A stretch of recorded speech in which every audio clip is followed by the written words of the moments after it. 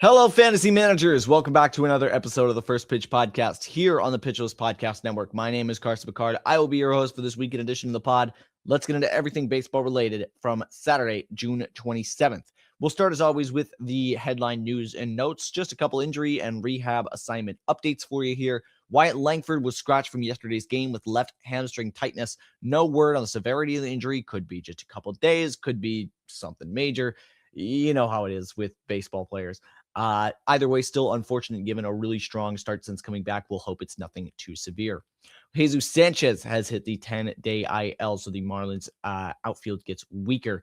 Recap starts and recovery updates for you here. Chris Bubich made 2 scoreless frames in his rehab appearance yesterday. Jake Fraley and Jorge Polanco are sent to their respective rehab assignments yesterday. And Jackson Jobe is set to face hitters very soon. Some more updates here. Jansen Junk and Bailey Ober are making rehab assignments starting today, and Hunter Green is set to take the mound for his 3rd rehab assignment. He's supposed to rejoin the Reds rotation relatively soon, hopefully right around the All-Star break. Finally, a couple transactions here to note. Jack Flaherty has been activated. He will make his first start today since coming back in the IL, and Kai-Wei Tang has been optioned after making a bunch of appearances sporadically for the Astros over the course of the year. Finally, Yohendrick Pinango has been recalled and then even had a home run yesterday for the Toronto Blue Jays. So those are the news and notes. We now move on to our notable performances from our hitters, and the top hitter of the day, no question about this one, Hunter Goodman had a day in Target Field yesterday. 3 home runs, went 3 for 5, raises his OPS to 855, 25 home runs on the year now for the backstop for the Colorado Rockies. I remember last year someone in the PLV or Pitcherless Discord mentioned, hey, is Hunter Goodman real? And I think I said, I'm a little skeptical about the early performance. I was clearly wrong. Hunter Goodman establishing himself as one of the better hitters in baseball, even despite a Coors Field buff, limiting some of his relative impact. Still on the road in Target Field, crushes 3 home runs. Great season from Hunter Goodman so far. Trevor Larnach in that game went 3 for 5. Jake McCarthy on the other side went 2 for 5 with a triple and a stolen base. Jake McCarthy, also really nice season that he's had, continuing to be effective in many areas of the game. Denzer Guzman, a name that you probably do not know unless you're a real Angels fan out there. 2 for 4 with a double, quietly off to a pretty decent start to the year for the Angels rookie. Joe Adell went 2 for 2, and get this, had a painful day at the plate, hit by a pitch twice. Rare you see that.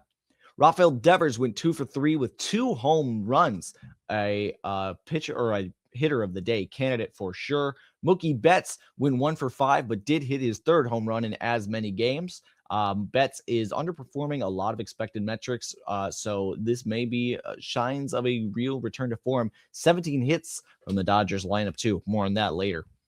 Xavier Edwards went 3 for 5 with a double. Otto Lopez, his partner in crime, went 2 for 5 with his triple. Javier Sanoja went 3 for 4 and got 2 stolen bases to boot. Seiya Suzuki went 2 for 5 with a home run. Randy Arozarena went 2 for 4 with a home run. Luis Garcia Jr. beat them both 4 for 5 with a home run. A great day at the plate for him, and what's been a really nice season for him overall. Jonathan Aranda went 1 for 2 with a home run and 2 walks. Geraldo Perdomo went 3 for 4 with a double. Bryce Harper continuing an excellent year, 2 for 4 with a home run. Esberlin Valdez went 1 for 1. That's because he was a pinch hitter, got a home run with it. Like to make the most of your opportunities, folks. Sal Stewart went 2 for 5 with a home run. Ernie Clement, the AL top vote getter, somehow got 3 for 4. Went 3 for 4 with a double. Jake Berger went 3 for 5, and get this, folks, he had a stolen base. Just his 2nd of the year for Jake Berger. So power speed threat, Jake Berger doing work. Masataka Yoshida, also get this, 2 for 3 with a home run. The Pigs are flying, folks. Hao-Yu Lee, recent call-up, Hao-Yu Lee went 2 for 4 and a home run, and you may not know who Hao-Yu Lee is unless you're a Tigers fan, but pretty nice day for him. And finally, Jeremy Pena doing really solid work as always, 3 for 5 day.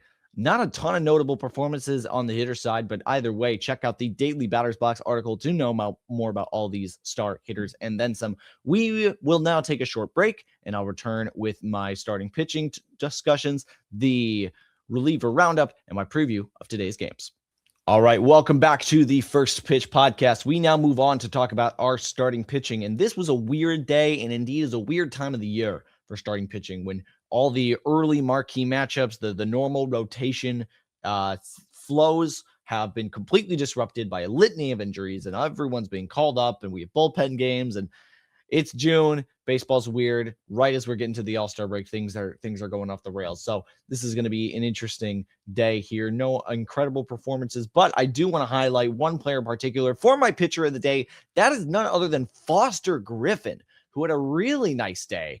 7 innings, no earned runs, 3 hits, 9 Ks, 2 walks on 112 pitches, 17 whiffs, bolstered by the raw number of pitches, but 30 CSW to boot.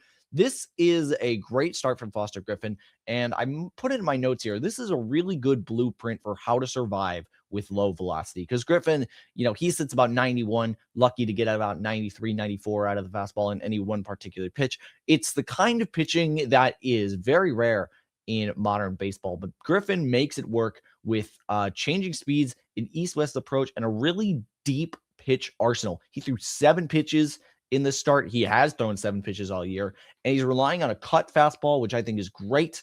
A cutter just has a great ability, especially from a lefty. It has a great ability to just bear in on hitters, make their lives difficult. Foster Griffin shows that to an excellent degree here, able to make it work. And this was a great outing overall. Pitch modeling wasn't in love with it, but B+ stuff for a guy that does not throw that hard is an excellent testament to the ability of his game. And then C+ POV was a little erratic with some locations, but overall really solid and made it work here. So Foster Griffin, and indeed coming over from Japan, excellent outing and really great to see from the lefty. Moving on, Garrett Cole went 5 1/3 with 4 earned runs, 7 hits, 5 Ks, 1 walk on 89 pitches, 6 whiffs, 22 CSW percent. Fenway Park is going to be a place where Garrett Cole just is never going to step foot in again after he retires. That place gives him nightmares. Still, BPLV grade. The fastball sitting at 97 got a lot of, it's a Garrett Cole fastball. The movement on it is going to be great coming in from, way over the top. Good outing from a pitch modeling standpoint, even if the results don't totally show. Dylan Cease went 4 2/3, 4 earned runs, 4 hits, 10 Ks, 5 walks on 107 pitches.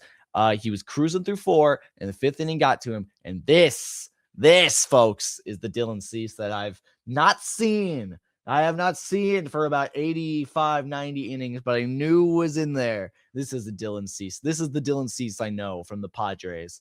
19 whiffs, 35 CSW percent. I mean, it's a great looking start if you turn the game off in the 4th inning. But this one got off the rails fast. 5 walks. Ugh. Jared Jones went 4 2/3, 3 earned runs, 4 hits, 4 Ks, 1 walk on 81 pitches, 12 whiffs, 27 CSW percent. A+ stuff. Fastball was around 98, 99 miles an hour. Not great locations. He's getting there. Chase Burns, 6 innings pitched, 5 earned runs, 9 hits, 10 Ks, no walks on 93 pitches, 17 whiffs, 35% CSW. I put in my notes. What do we make of this? Chase Burns is a 2-pitch pitcher, basically, and if that pitch doesn't work or those pitches aren't working right, things can go awry fast, and they seem to be working right. Just got knocked around a little bit here. The Pirates lineup is really pesky. This is a weird start, but yeah, I think I'm really liking the whiffs here and the K percentage and everything. That's more sustainable than some getting knocked around a little bit. So I'll take it. Christian Scott went 4 1/3, 2 earned runs, 3 hits, 2 walks on 6 Ks on 82 pitches, 17 whiffs, 38 CSW percent. Holy cow, Christian Scott. He is someone that has historically really struggled to get whiffs occasionally. Absolutely got it done here against the Phillies. A+ stuff, D locations. That's been something that's really been messing with Scott, is just not necessarily being able to rein everything in, but he's messed around with his pitch mix, has a newer, tighter cutter, a better slider, a nice kind of blend of fastballs and breaking stuff. And Christian Scott, eye-opening start, despite the fact it wasn't the most flawless on the stat line. Really nice since coming back from in his first start coming back from injury.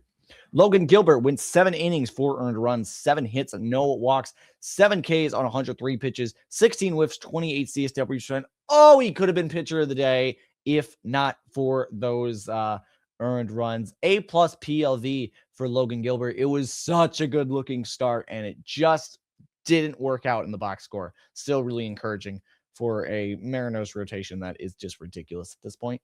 Brandon Young is the whiff leader for the day with 5 innings, 2 earned runs, 7 hits, 8 Ks, 2 walks on 93 pitches, 23 whiffs, 34 CSW%.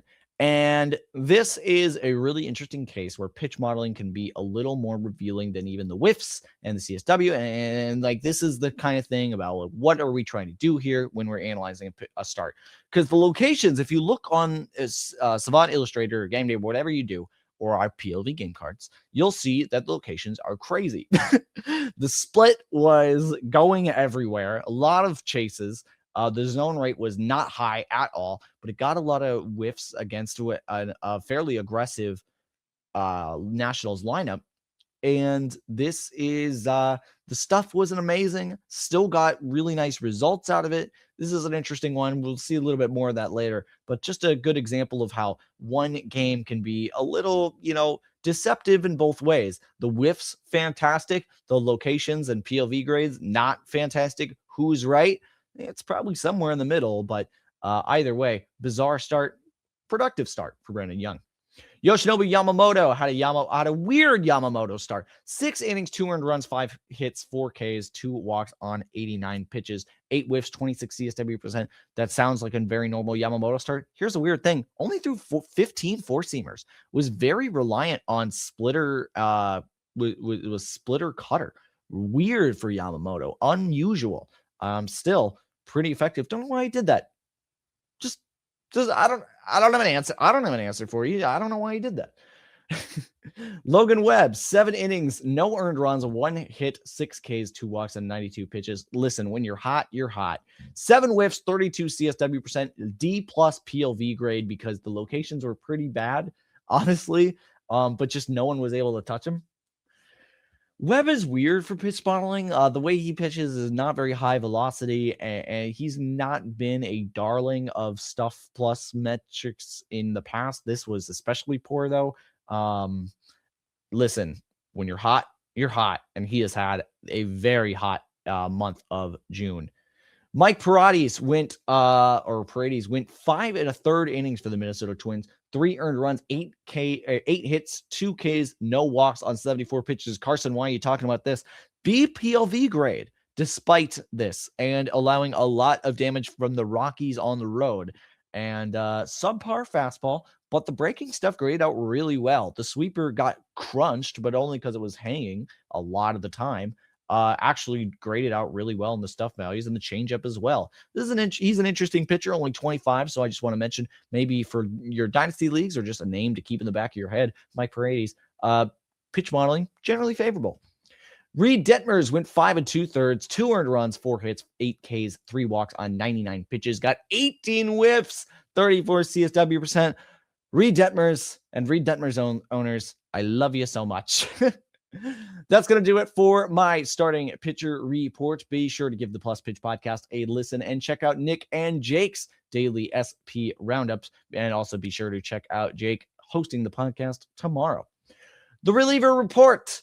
A lot of saves from a lot of names. Jimmy Herget picked up his 3rd save of the year yesterday against the Twins. Josh Hader, his 7th for the Astros. Aroldis Chapman, his 16th for the Boston Red Sox. For how long, who knows? Tyler Alexander picked up his 3rd for the Rangers. Chase Petty We talked about the Reds bullpen yesterday, how it is in shambles. Who's going to get the closer role? Chase Petty gets an opportunity, picks up his first save of the year. So maybe he is the one to take that role on. Brian Baker picks up his 21st save of the year. Justin Lawrence, former Twin, picked up his first save of the year for the Nationals, probably his last too, if I had to guess. Cade Smith picks up his league-leading 25th save of the year, and Kirby Yates picks up his second for the Angels. Who blew it? The Padres pitching staff blew it. My goodness. 5 pitchers, 11 earned runs, 17 hits by the Padres pitching. Granted, some of these were off the position player, but also granted, what? I mean, this was a very just. I don't really know what happened here. 9 runs, 6th inning. Everything just kind of went off the rails really fast for the Padres, and they couldn't get anything done. And you know what? I even apologize. It wasn't even. I mean, it wasn't even a position player pitching. It was Miguel Rojas. The Padres. You can't even blame that on the Padres. Weird game. Miguel Rojas had a better day on the mound than any Padres pitcher. Baseball's weird. Daniel Lynch, the 4th, went and had a terrible day. Just a terrible day. 1 out, 3 hits, 1 out, 3 hits, 1 earned run, saddled with the loss. That's unfortunate. That's pretty bad. Chad Patrick, also really bad here. Just got 2 outs, 2 walks, 2 hits, 4 earned runs. When you allow that, all 4 base runners, they all come around to score. Not great, Bob. And that's that's going to be the reliever roundup, or reliever report rather. Not fantastic. Just like my speech in this episode. Gosh, I'm stumbling over my words. Folks, it is Sunday. Enjoy yourselves. Be sure to check out Rick Graham's weekly articles if you want to know more about all these pitchers. And then so we now look forward to today's slate of games. It is the Astros at the Tigers, Hunter Brown versus Jack Flaherty. The return of Jack Flaherty, and Hunter Brown just is, I believe, 3rd start back, if I am not mistaken. Rangers at the Blue Jays, Kumar Rocker versus Shane Bieber, I believe his 2nd appearance back.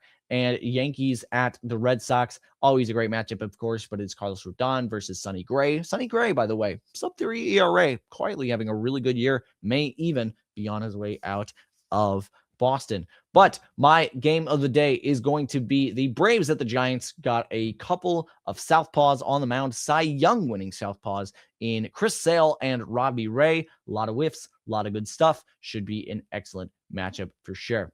But that's my game of the day, and that's going to be the First Pitch podcast today. For a deeper dive on everything baseball, hop on to pitcherlist.com for further access. Sign up for PL Plus or PL Pro to gain access to the Discord, PLV apps, and to support the Pitcher List staff like myself.